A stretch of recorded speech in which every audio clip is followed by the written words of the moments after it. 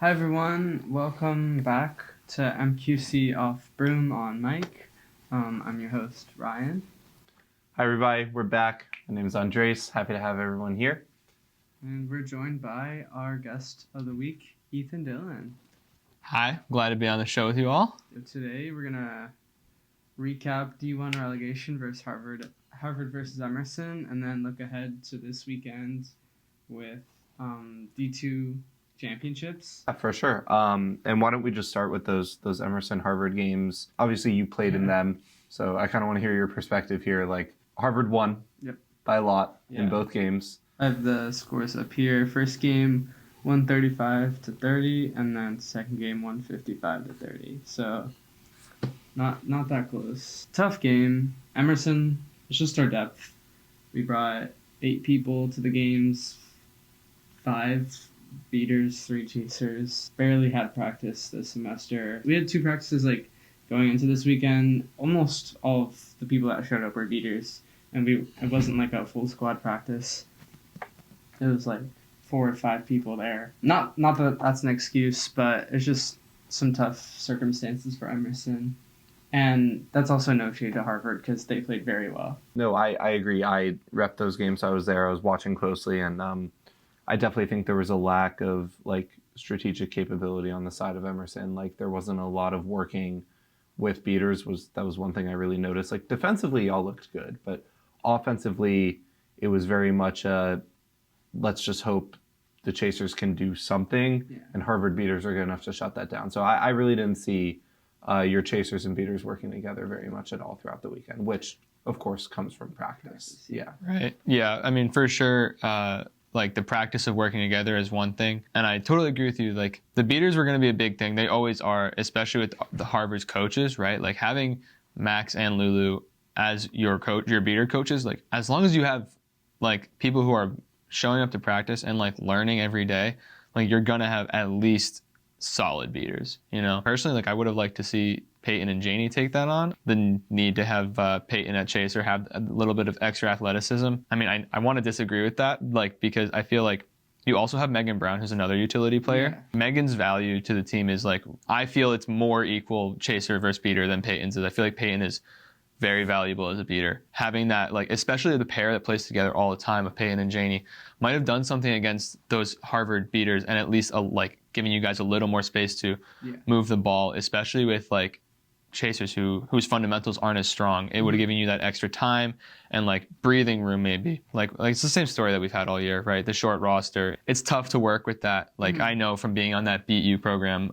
from 2 years ago, where we also showed up to, somehow we snuck into the 2 versus 3 playoff against RPI, but we brought 8 people. The score of that game was a lot to a little. We scored 2 goals and forfeited the second one. So it's very tough.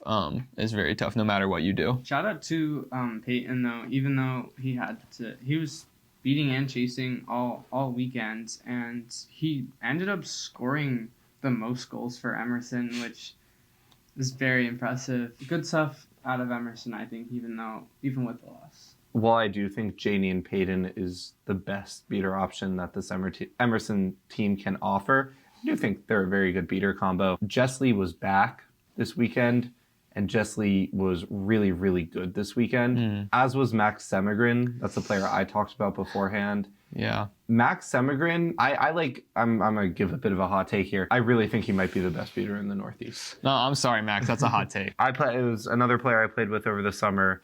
I think performance-wise throughout the season, it's been Cleo easily. But I think in terms of capability, in terms of how good a player can become, Max Semigrin looks like just could be a beast and showed really good flashes of it. Sure. If we're talking ceiling, sure. Absolute raw athleticism. And I know that, is this just his second year beating? Is that true? Because I know that he started out as a chaser. I believe he started out as a chaser his freshman year and then transitioned into being a beater. Was that last year? I think that might be true. Yeah. I think that's definitely true. Yeah, with a little more beating. I mean, like we said, though, they do have fantastic coaches. Yeah, Max and Lulu. Yeah. Right.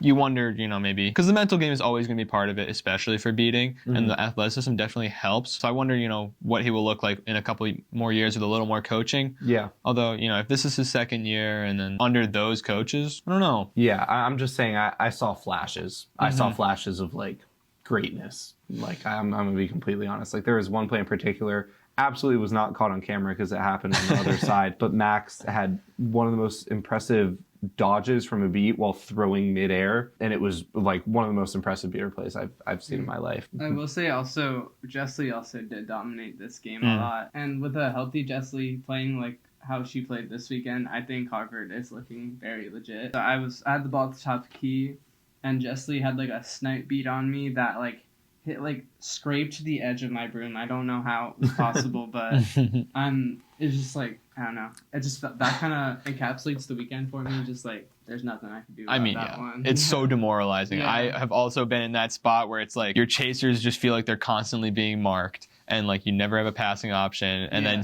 you're like, okay, well maybe the beaters will give us time, and then you just out of nowhere get hit like start of the possession. Oh, it sucks. Yeah, that was happening a lot. I think Harvard ran that kind of press with their beaters. It was really iconic where they'd have David Chen right at the top or Jess right at the top and then another one all the way back at the hoops. It was really impressive. They weren't running that. They almost were at times and they could flip into it. And I thought that was really, really helpful for the team. I think it's interesting because like when they do have athleticism behind them, and especially in the chaser game, and I think they did have the athletic advantage, especially like across the board, right? Like I think on average, even if certain players might be outliers, but they have that like famous trap, right? Their horntail trap. I feel like they're able to, when their beaters are dominating, they're able to like fly that pressure out and just know that like they're going to win those one-on-one matchups, right? They can be confident, especially against a like smaller team like Emerson this weekend. Nobody's going to get cooked on the wing and like hit this crazy timing flash cut. Although I will say players that were doing that, and I think one of the most impressive players I did see from Emerson was Omar Bakane.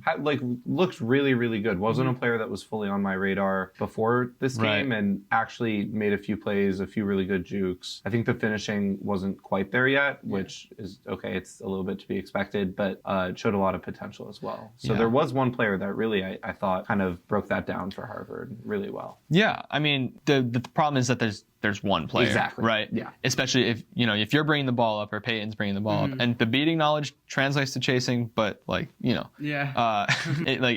you have like a couple players that you trust to be able to win those matchups, and one of them's holding the ball, it's really hard to find that spot, because everybody's and Harvard knows that. Like we said, they're a well-coached team. They're going to know who the threats are, so they're going to be leaning that way for help, even when, Harvard very smartly marked me had a person on me, face guarding me every time I did not have the ball, and that's going to get the job done. I will say that's not going to work at nationals with the full roster against Emerson because we're going to have more threats on the field. This weekend I think that's a very smart move, and honestly I think I told that to Ethan Sturm. I was like, oh, you're face guarding me, that's smart. I like that planning. I don't know, it happened. I also had a bad shooting performance, but mostly I was just trying to do what I could, and if not, I was just throwing the ball away so we could have an opportunity to get the ball back on defense. Yeah, I mean the Emerson team we saw this weekend is not going to be the team that we see at nationals. It's just not. Like the nationals team squad is going to be so much better.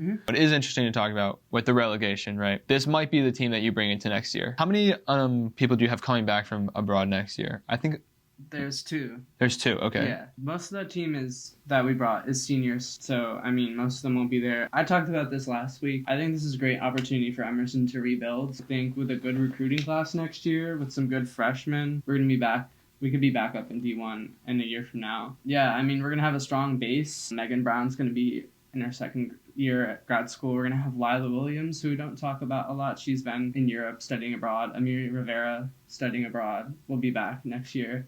So I think this is a team next year with a solid base of mostly, a few upperclassmen, and then if we bring in a few solid rookies, I think Emerson will look pretty good in D2 next year. Yeah, I do like Lila. I've seen some like you said with Max, like I've seen flashes from her where like there's a lot of potential, and I'm really excited to see how those sorts of players who haven't had a lot of opportunity, because you do have a lot of like really solid seniors right now, get to get a few more minutes in the next year. Yeah. Absolutely. Yeah. All right. So yeah, that was Emerson Harvard. Definitely a lot to look forward to next year. A lot to look forward to when it comes to nationals for both of those teams. But we still have MQC games. We still have the last MQC games we do. of the season coming up, and oh boy, do we have a lot of them. So does someone want to break down the schedule coming up this weekend? Yeah, I can break it down. I drew it out a little bit pre-show. So it looks like we're going to have like a 4 versus 5 matchup, Tufts versus Vassar.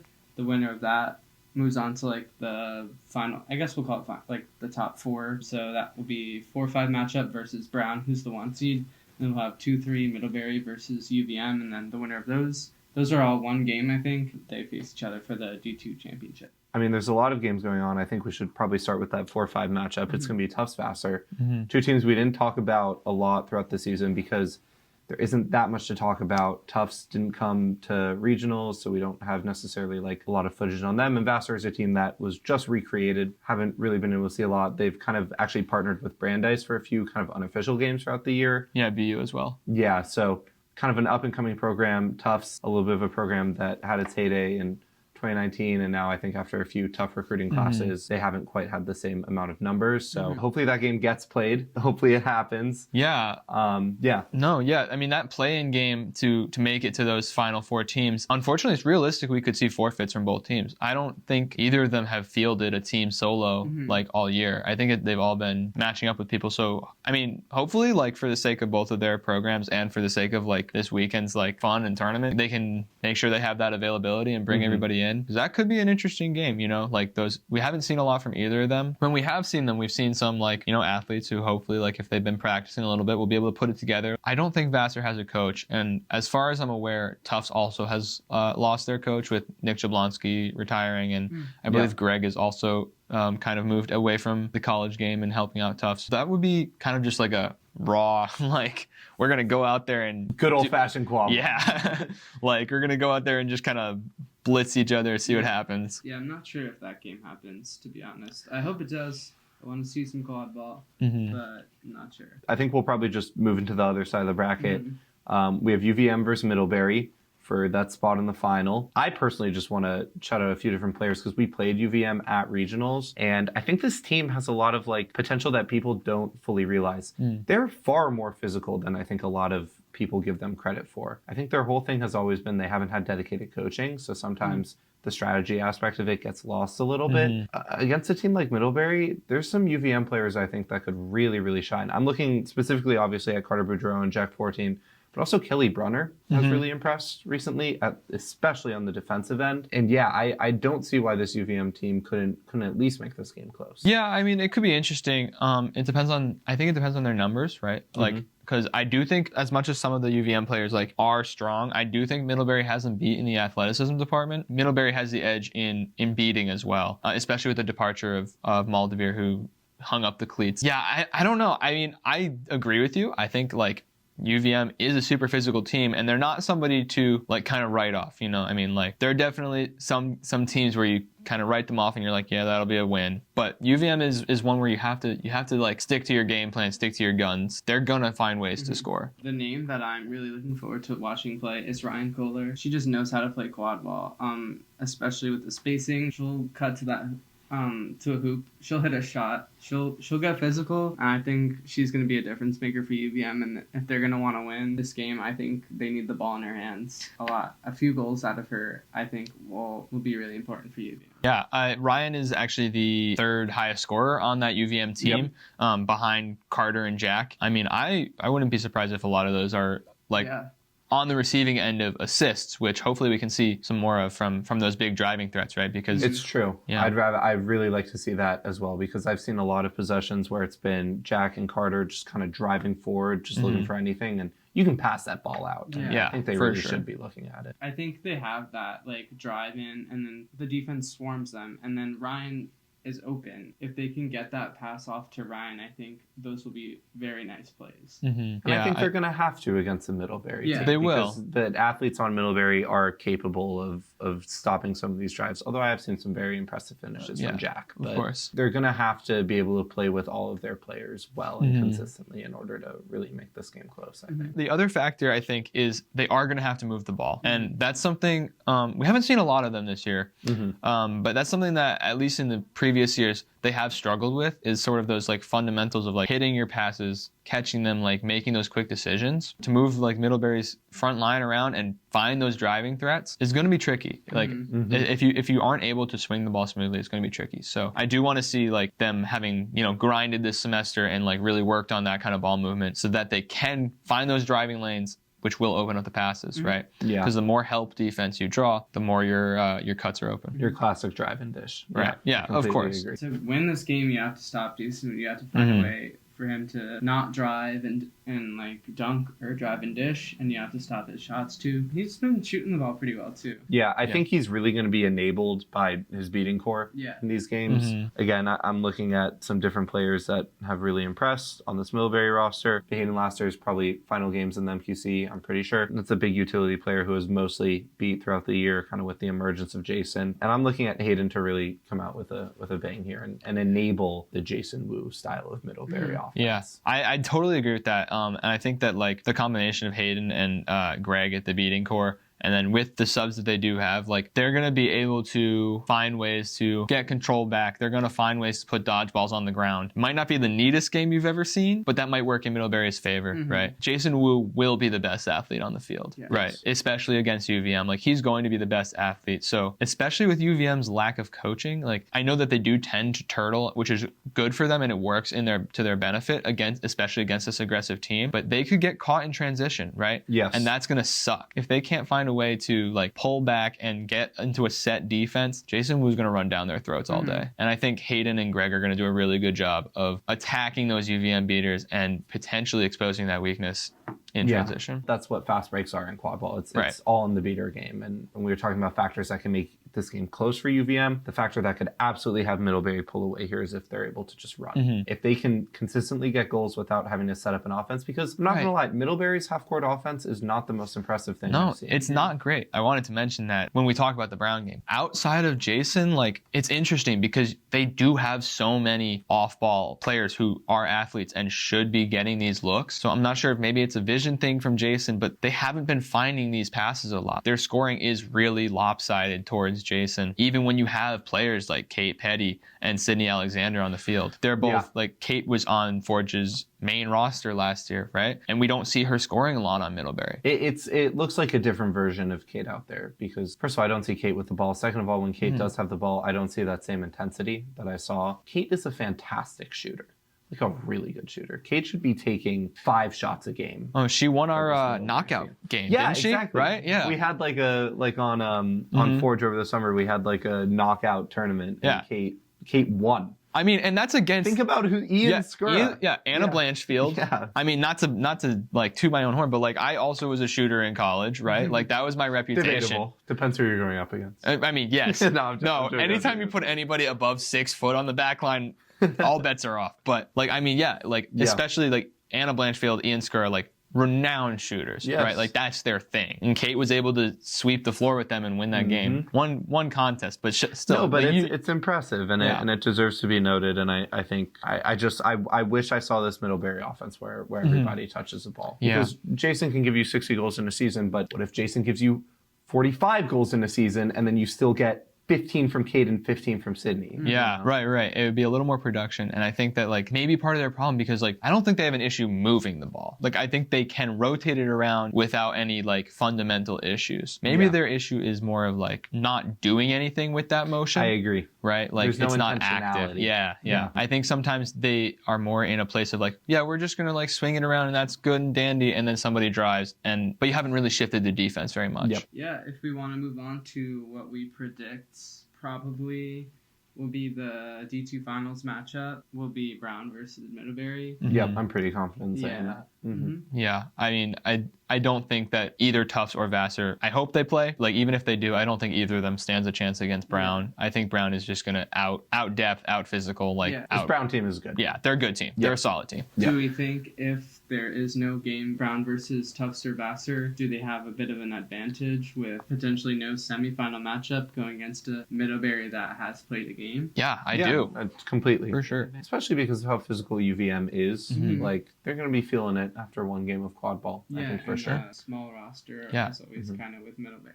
As talented as they are, it is small. Yep. Yeah. Brown has a bigger roster and like has a good spread of talent throughout it. Absolutely. Yeah, and that's not something that we were able to say in previous years about this Brown team. I agree. And it was cool. It was really nice having Fia on the show, Fia Boffey on the show, because she was able to really highlight kind of which Brown players have really come up and shown how impressive they can be for this squad. I know we have a favorite. We have someone we like talking about. We do. Junu Park, lovingly referred to previously as Jeans Guy. Shout out Jeans Guy. Yeah, I was really curious, and this is something that we talked about before the show, is the splits with jeans, without jeans.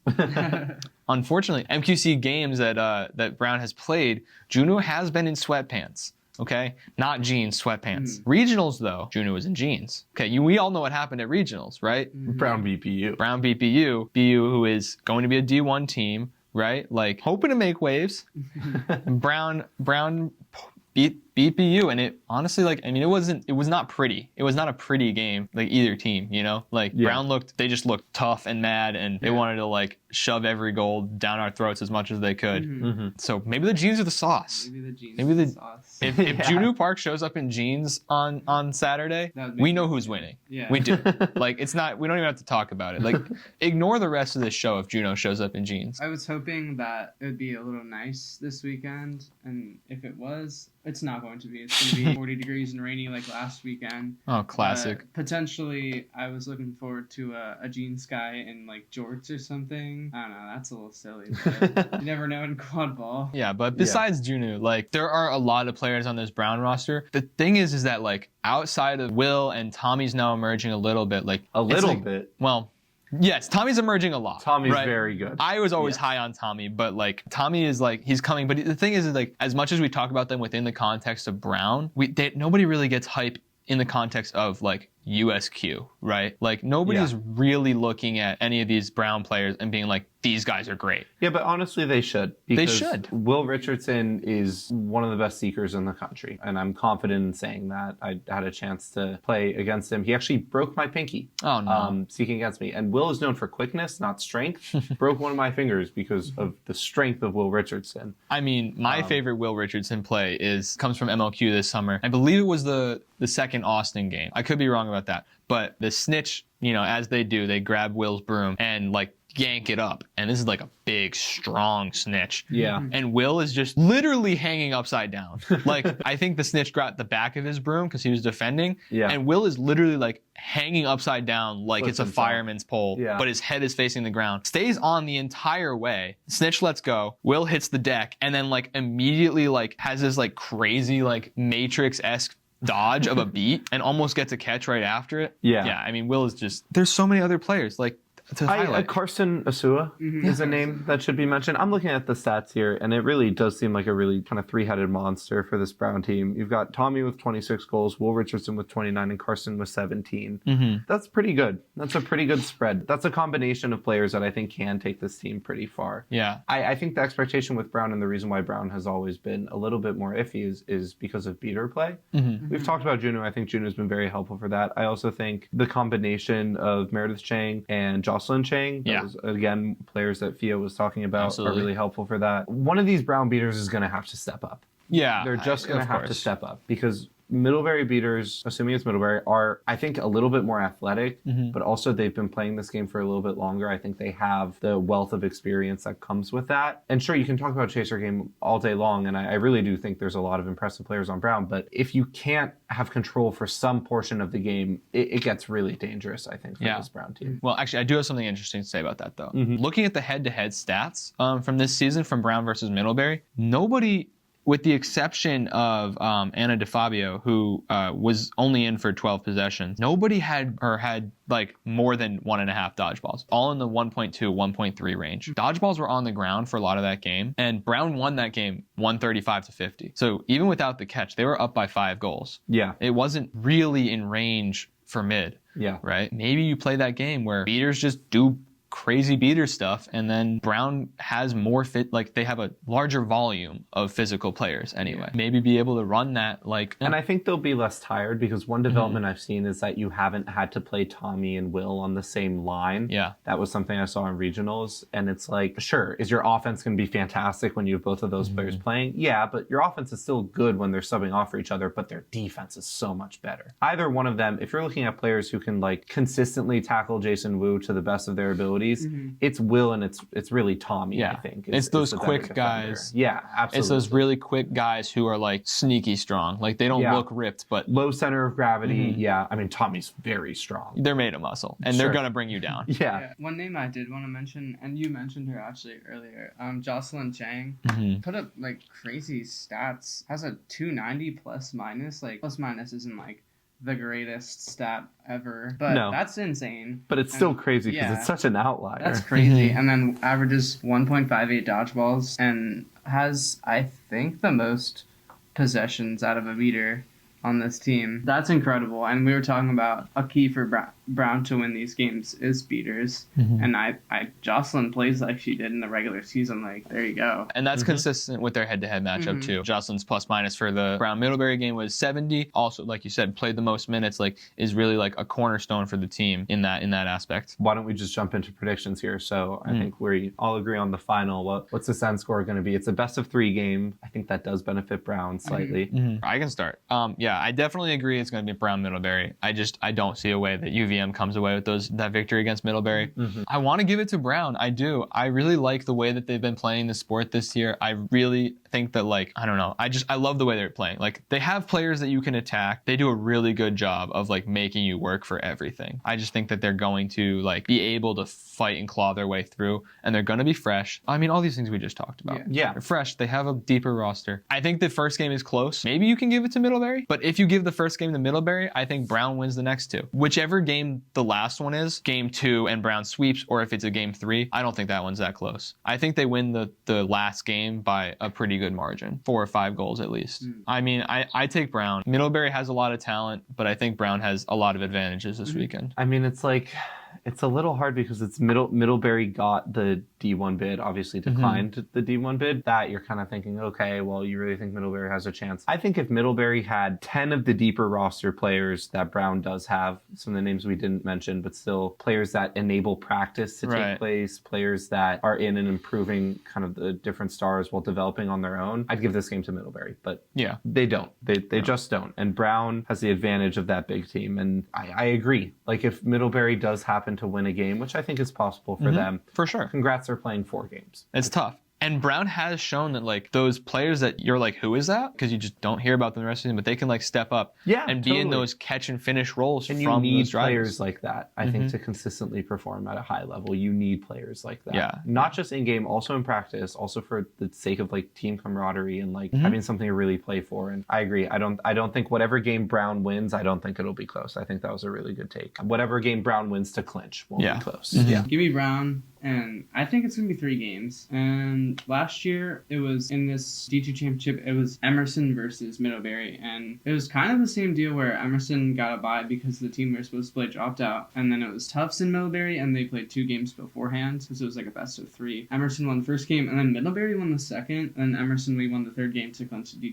D1 spot. Just going to be similar to that. Like, I think Middlebury is going to take the middle game. As is their name, their namesake. Yeah, I think Brown is too tough. You can't beat them twice. They're not going to lose. So I have Brown. And what's interesting about that is last year, Emerson went up to D1 and Brown went down to D2. I think they forfeit. They didn't, like, they just, like, automatically went down. And then this year, I think we're going to have Emerson goes back down to D2 and Brown will go back up to D1, which is a little circular moment. I guess. Yeah. I know, that's weird, but I mean, kind of cool. yeah, somebody help me with my soccer knowledge, but I think that's pretty The common. Premier League? It just happened in the Premier League. Yeah, Yes. I want to say that's pretty common, right? Where It's actually incredibly uncommon, Really? but it happened for the first time in back-to-back years where the teams that got promoted got relegated. It seems like the exact same thing is going to happen this year. And also the teams that got relegated the year before, except for Luton Town, because R.I.P. God hates my sports teams. Next but year, perhaps. Nope, they're going down to League One. But regardless, I don't not a soccer podcast, not a soccer podcast. But I love the relegation style. I really I think it love works very well. I think yeah. it works very yeah, well. Too. I think it's great. I do think that sometimes it can hurt when teams have a lot of seniors graduating, like Yeah. one big class. Yeah. Yeah. It's the only unfortunate thing. You know, it is what it is, and it's a college sport, so you're always going to have things like that. And I really love that, like, we're able to give in D2 some of these smaller teams, these teams that are on low years or are just starting, like the chance to continue to play competitive games and not get blown out of the water every time, but still have that competitive aspect for these stronger programs who are lucky enough to have these big classes right now. Yeah, I think the way it's set up, D1, D2, and the MQC is so well managed. I don't know. Shout out to Harry. Shout out to whoever in the MQC like worked that out and is managing all that. It's so functional.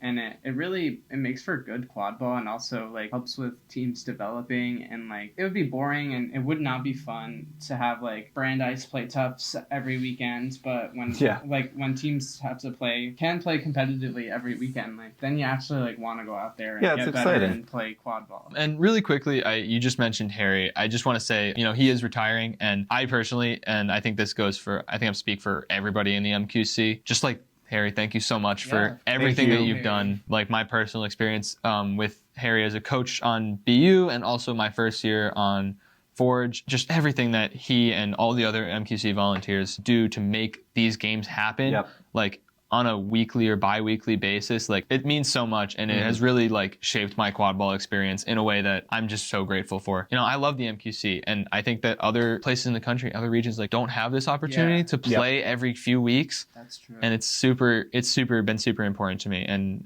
has made me love this sport. So me too. Yeah, absolutely. I really Harry. don't know any other quad ball league in college. You just got to go out and play tournaments and stuff, and you can't play every week. And I feel bad for you if you play in Texas and you can't play every weekend. Like, sure, you're on a good team, but so thank you, Harry, for everything you've done, and congrats on your retirement and very, very successful run as commissioner of MQC. Yeah, big shoes to fill, I think. I think that's probably our show for this week. I think so. There's a lot to look forward to. Definitely tune into those games happening this weekend. Past that, Nationals is coming. We have a few fun segments that we've been planning out, so I'm excited to get those out. I believe you challenged me to a shooting competition. I challenged Big mistake. Ryan to a shooting competition. After seeing that performance in the Harvard game, I had to.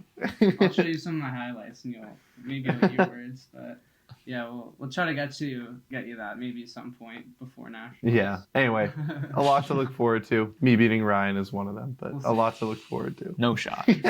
Some shots. There's going to be a lot of shots. These ones are going to go in. These ones, it's a toss up. We're just yapping at this point. As long as it's not raining, as long as the ball's not wet. Okay. All right. Cool. Thank you all very much. Bye. Have a great rest of your week, and see you later.